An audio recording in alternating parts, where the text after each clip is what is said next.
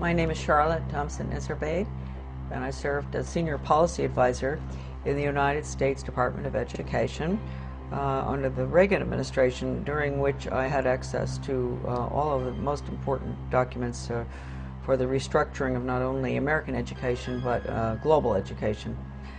And I'm also the author of The Deliberate Dumbing Down of America, which gets into all of this, gives the background of what I saw not only in the Department of Education but as a local school board member. I was trained to identify the resistors too, the sex ed, drug ed, alcohol ed, suicide ed, death ed, those good, smart Americans who realize that anything that has education hanging off the end of it is probably not what they're looking for. I was trained to identify those good people and to go up against them, and actually to go and try to get them to join us through the group process system, make them feel important, get them on a committee. And when that just blew my mind. I have to say, people often ask me, what is it that got you involved in education? Well, finding out what I saw at the local level certainly upset me. When I went and I saw that Americans were being trained to identify resistors, then I got pretty upset. And luckily, there was a big book that came with the in-service training called Innovations in Education, A Change Agent's Guide. And I was able to take that back home with me. Unbelievable examples of how to con the Christians and different people who are upset with what you're trying to do, how to bring them over to your side, case studies, true case studies of educators who had put programs in that normally, in a normal American town, nobody would want them. How did they manage to get them in? How did they con the people? And the other thing was, not only was I trained to identify the resistors, I was trained to go to the important people, high profile, highly thought of people in the community, with the Rotary and Chamber of Commerce, Garden Club, you name it, the different groups in our towns. Go to them and convince them of the importance of these new programs like sex ed, drug ed, I just mentioned all of them, and to get them on your side, because when you can get the leadership in a community to go along with it, then the newspaper comes in and says, a committee's been set up with the head of the Rotary and this and that, and they're all getting behind this task force to discuss whether we're going to have a new sex education program. And then when Mary Jones, who ordinarily would think, why would we want to have a sex education program when we don't have any problems with kids having sex or anything? So she might be concerned. She might be one of the resistors. She reads that her best friend, who's the head of the Garden Club, is on this committee, and she thinks, oh, well, hey, Mary Appleton is on that committee. She's heading it up. It must be okay. So I was taught really how to con the community. They always call everybody by the first name. You have to get very, affectionate with people and say, William, I'm so glad you've come to this meeting, and I understand your concerns about this program because, I've had other people, usually it's the really bright people in the community who have these concerns, and would you like to join our group? The original program was funded by what would subsequently become my office. It was funded by the Office of Research in the U.S. Office of Education, because it was funded early on, about the late 60s. Still funded, by the way. And the money went to the University of Michigan in Ann Arbor to a professor by the name of Ronald Havelock. And he was the one that put together the whole training, the whole seminar, the book. And in the back of the book they admitted it, right in the back of the book, they had about 100 major change agents listed from all over the country. Some of them I recognize, some I still don't, but some I do. And so this was a very important project.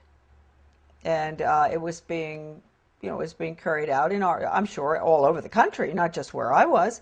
This was in Searsport, Maine, this lovely little town on the coast of Maine, in the school there where the guy came in, the facilitator, not Professor Havelock, but a facilitator, to train us. And these were good people that were there. They were some of the teachers from my school, where I was on the local school board, principals, etc. Normal-looking Americans. You really ask yourself, they must themselves have reacted very much the way I did. That's why I've always had a lot of understanding for teachers that have to go through this stuff. I didn't have to continue going through it. They've had to, through the years, constant training, retraining, sensitivity training, break their values.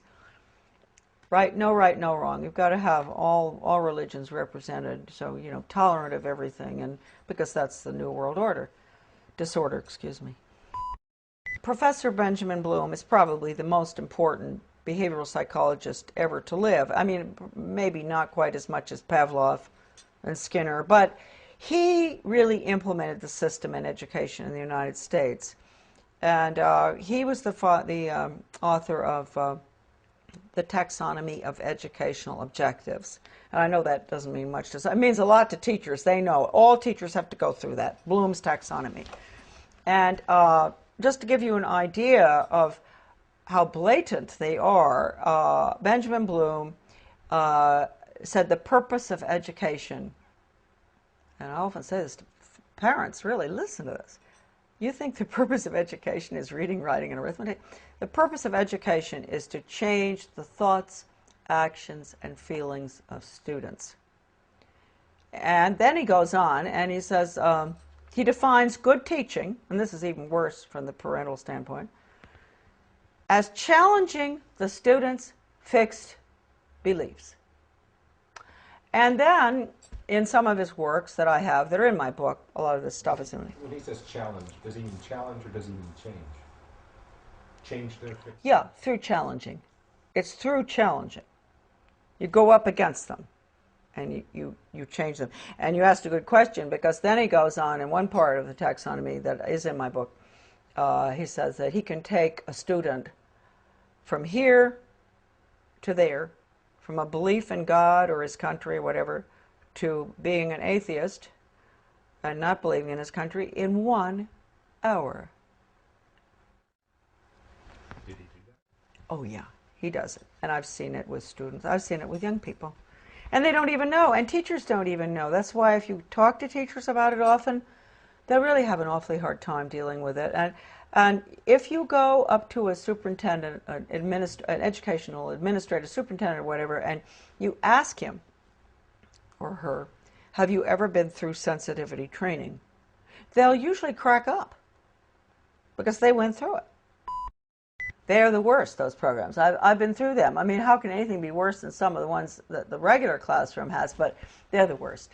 What do they teach the children? To bring about change. They put them through role-playing, psychodrama, all these psychological techniques where they play the part of starving children, and the other one plays the part of a very wealthy industrialist child. And, you know, they bring about the attitude and value change through the emotions. You know how young people are. You know, they're naturally very altruistic, and they want to help, and they don't like to see poverty around the world. And so what they'll do is, just like I think I mentioned to you earlier, or I don't know whether I did, going into the teacher putting in the new social studies program in our community and walking through, taking the little tots through town and identifying big rich people's houses and small poor people's houses. That's a perfect example of what I'm talking about. Getting them young and making them feel sorry for the people who live in the trailer across from the captain's house, because they only eat hot dogs, not steak. And then they'll do the same thing with Ethiopia or wherever, some third world country, showing them the children dying, and then they'll show pictures of our affluence. And what do you eat for breakfast? Oh, you have eggs and bacon and cereal and orange juice and grapefruit and everything. Yum, yum, yum. Do you really think it's fair? Common unity. That's what we call it, common unity.